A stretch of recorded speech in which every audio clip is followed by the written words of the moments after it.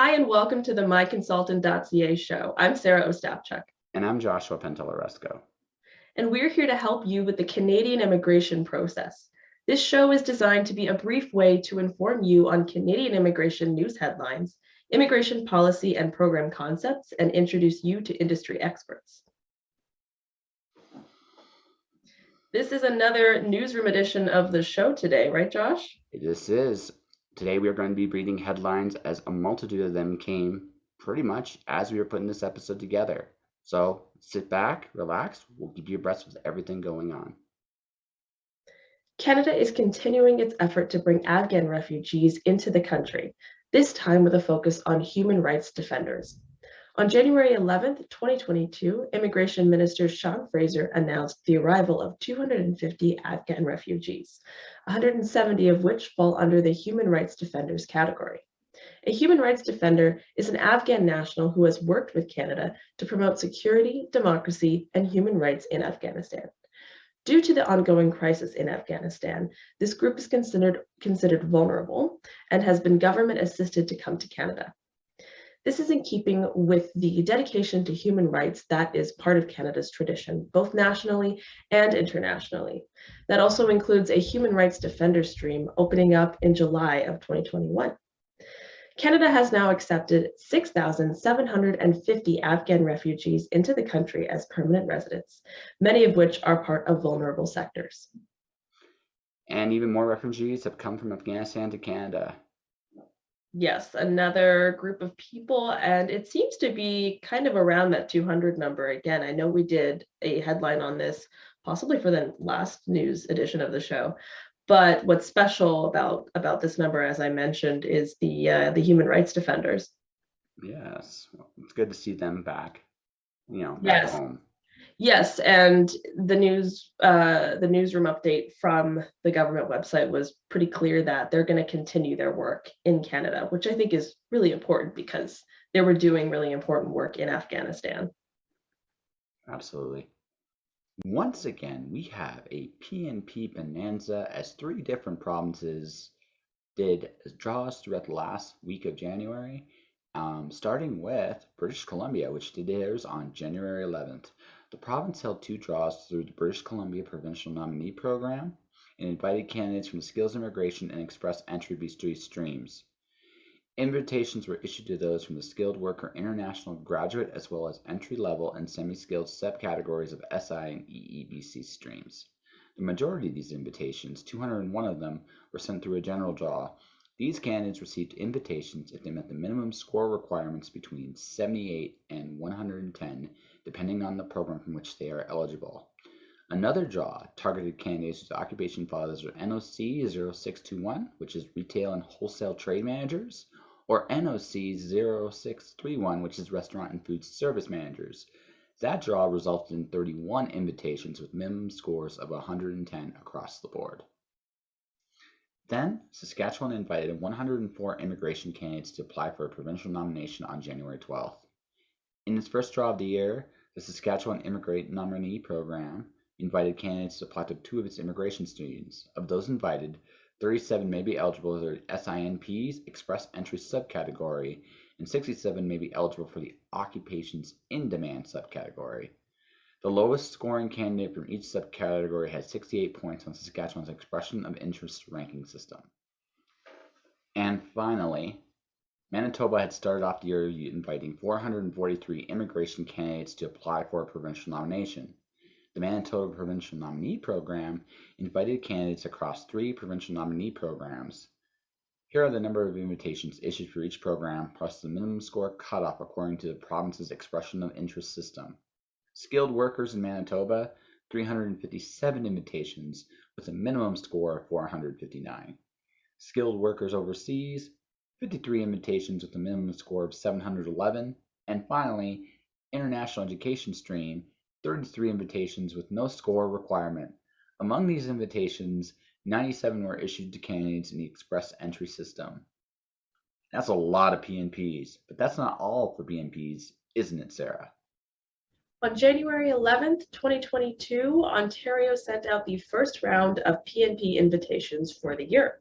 The OINP, which is Ontario's PNP, sent 1,084 invites under three streams: the foreign worker stream, international student stream, and in-demand skills stream, with the bulk going to international students. The in-demand skills stream was looking for occupations under health and agriculture, examples being nurse aides, support workers, general farm workers, and also occupations under manufacturing outside of the GTA.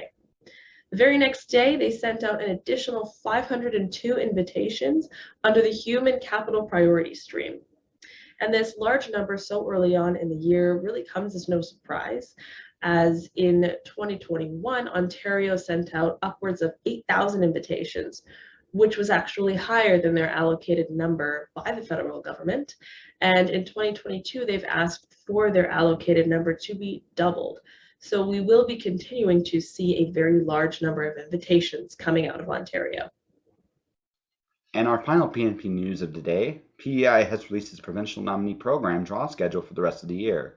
The Prince Edward Island Provincial Nominee Program is the only PNP to release its draw schedule ahead of time. The province usually follows the schedule, except in 2020 when the pandemic halted operations around the world. This year we can expect 12 PEI PNP draws, starting with today, January 20th, 2022. Our first draw of the year happens now. The following draws occur in the months thereafter. Mark your dates on your calendar. Next draw after this one will be February 17th, then March 17th, then April 21st, May 19th, June 16th, July 21st, August 18th, September 15th, October 20th, November 17th, and finally December 15th will be the final draw of the year. On that note, that is all the PNP news for today, but we still got one more little bit of news to go. Isn't that right, Sarah?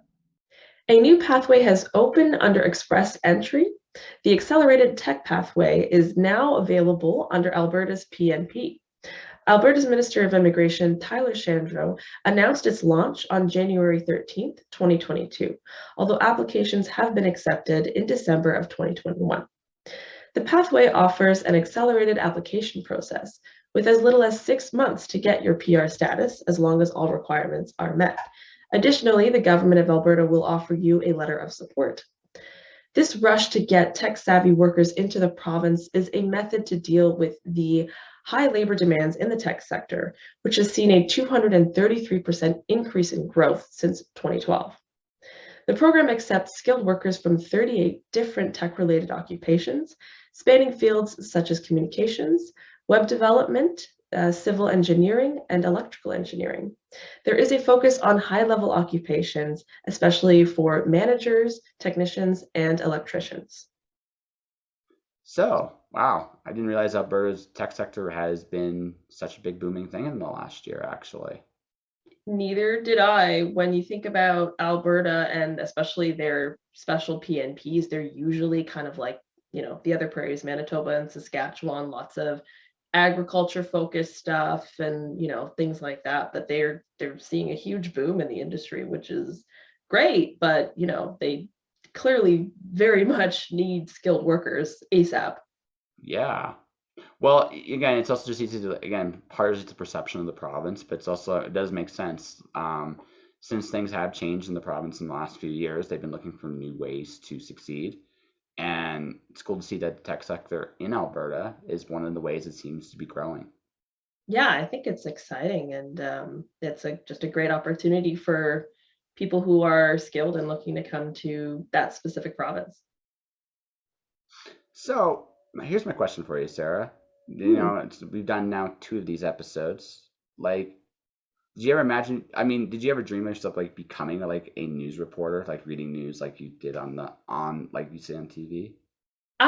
Not on TV, but when I was, I think in middle school, I wanted to be a journalist for actually for a lot of high school too, but not the news reading on camera type. I was a very shy kid, so but I always wanted to be involved in the news actually. That changed when I grew up a bit, but yeah.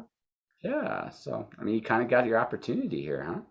Yeah, it's been really nice, and it's given me a lot of confidence to being able to do the news on camera as well. How about you? Any news dreams? Once upon a time, I wanted to be a journalist, and then I said, I think it's a kind of a common dream, at least for creatives or writers, that they yeah, like I, eventually get there. in an odd way, I kind of feel like I ended up going full circle on that because initially, when I went to college for journalism, I was very disappointed. Oh, did Right? you go to college? That's cool. Yeah, I went to Yeah. college for journalism. I was very disappointed, but with everything else I do on the side, I ended up accidentally doing more journalistic things than I ever imagined I would. So it ended Mhm. up happening anyway. It Yeah. just not in the way I expected. Yeah, I mean, kind of the same experience for me. I almost went to school for journalism. I was between Ryerson for journalism or U of T for just kind of a generic English degree, and my heart was with, you know, novels and literature and all that stuff. So, but I think we have great programs in Canada for journalism, and that's a great way to go. But it can be a part of a lot of different jobs. So you do get the opportunity if you're in, writing of some kind to do journalistic work, I think. And that will do it for this week's episode of the My Consultant Show. For more information about the topics covered in this episode, please visit MyConsultant.ca, where you can explore up to date news on important issues, read in depth articles explaining immigration and citizenship, and seek answers to your most pressing questions from a vibrant community of authorized immigration and citizenship consultants. I'm Joshua Pantellaresco, And I'm Sarah Ostapchuk. aiding and assisting you to come to Canada. We'll see you next week.